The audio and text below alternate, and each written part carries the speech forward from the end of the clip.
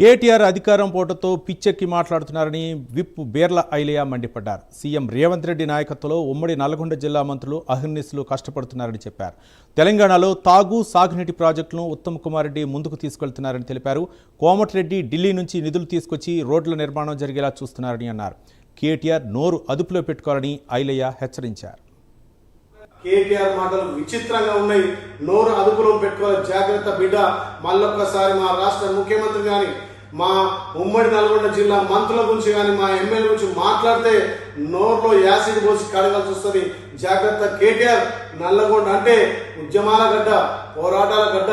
నల్లగొండ బిడ్డలను ఒక్కసారి నువ్వు మాట్లాడే ముందు నోరు అదుపులో మాట్లాడుకోవాలని కేటీఆర్ గారిని హెచ్చరిస్తున్నాం. మా గౌరవ ముఖ్యమంత్రి ప్రజాపాలన ద్వారా ఇవాళ మేము ఇచ్చినటువంటి హామీలు అమలు చేసుట్లో ముందంజలో ఉన్నాం. ఇవాళ మీరు మర్చిపోయినటువంటి సంక్షేమాలు, అభివృద్ధి మా ముఖ్యమంత్రి మా మంత్రులు చేస్తుంటే ఓర్వలేక ఈ చిల్లర మల్ల రాజకీయం చేస్తున్నాం. తస్మాత్ జాగ్రత్త కేటీఆర్. మళ్ళొక్కసారి మా మంత్రి గురించి కానీ, మా ముఖ్యమంత్రి గురించి కానీ, మా ఎమ్మెల్యే గురించి మాట్లాడే నైతిక విలువ లేవు. మాట్లాడితే